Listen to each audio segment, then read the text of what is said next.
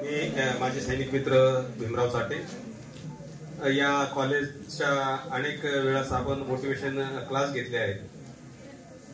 मी सुद्धा इथे विद्यार्थ्यांना मोटिवेशन क्लास दिलेले आहेत। त्यांच्या इच्छाशक्तीतून ते काय करू शकतात हे मी माझ्या पद्धतीने मांडत होतो, पण आज मला सुद्धा खूप चांगलं शिकायला भेटलं। त्यांनी अगोदरच सांगितलं होतं विद्यार्थ्यांना की जर मुलांना ऍडमिशन घ्यायचं असेल तर पालकांना सोबत घेऊन या। मला मुलीने सांगितलं की पप्पा तुम्ही सोबत असले तरच मला प्रवेश मिळणार आहे। मग घरी काम असताना सुद्धा मी इथे आलो। माझ्या कामाची जिम्मेदारी स्वतः पत्नीने घेतली। मुलीने सांगितलंय तर तुम्ही ती गोष्ट करा, आणि खरंच पालकांनी इथं असायला पाहिजे।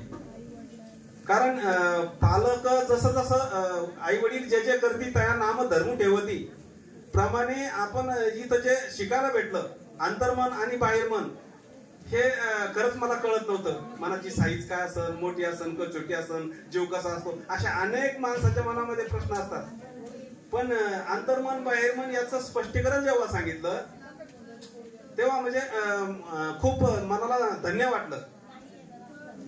सद्गुरू वामनपै हे घराघरात तूच आहे तुझ्या जीवनाचा शिल्पकार या संकल्पनेतून त्यांचे सुपुत्र प्रल्हाद दादा यांनी म्हणजे हा आणि त्यांच्या सुविद्य पत्नी यांनी हा म्हणजे संकल्प मनामधून धरलेला होता की माझा नाही तर माझ्या सर्व जगाचं विश्व प्रार्थना म्हणजे स्वतःसाठी नाही, माझ्यासाठी म्हणून तर प्रत्येक माणूस जगतो इथं, पण जगाचं कल्याण करण्याचा हा मोठा म्हणजे ज्ञानेश्वराप्रमाणे सर्वात मोठी विश्व प्रार्थना घेऊन करण्याचा जो निर्णय यांनी घेतला यामधून खरोखरच जगाचं कल्याण आहे।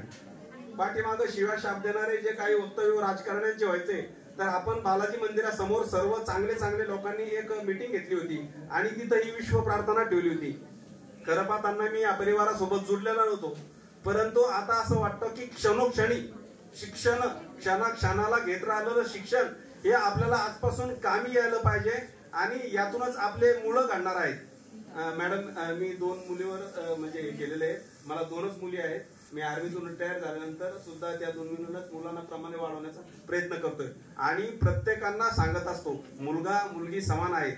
पण आजच्या या संकल्पनेतून तुमच्या संकल्पनेतून खूप मला मोठं शिकायला भेटलं की प्रत्येक आई वडिलांना त्याच्या पाठीमाग राहायला पाहिजे। आई असो वडील असो, यातूनच आपले विद्यार्थी जे जे स्वप्न मोठं स्वप्न पाहण्याचं तुम्ही आम्हाला सांगितलं तर निश्चितच पिऊन नाही तर पिऊन पेक्षा मोठं मी माझ्या मनाला असं समजायचो आपली मुलगी जर पिऊन जरी झाली तरी ती तिच्या लायबिलिटीने झाली, परंतु मोठं स्वप्न पाहिलं तर मोठं स्वप्न पाहता पाहता मोठं नाही तर कमीत कमी छोटं तर आपल्या हाती लागत। कलेक्टर नाही व्हायचं तर कमीत कमी तहसीलदार तरी होईल। म्हणजे मोठं पाण्याचं स्वप्न व्हिज्युअलायझेशन जे तुम्ही दाखवलं त्याबद्दल आम्ही तुमच्या परिवाराचे खूप खूप आभारी आहोत। धन्यवाद। जय हिंद। धन्यवाद। जय हिंद सर।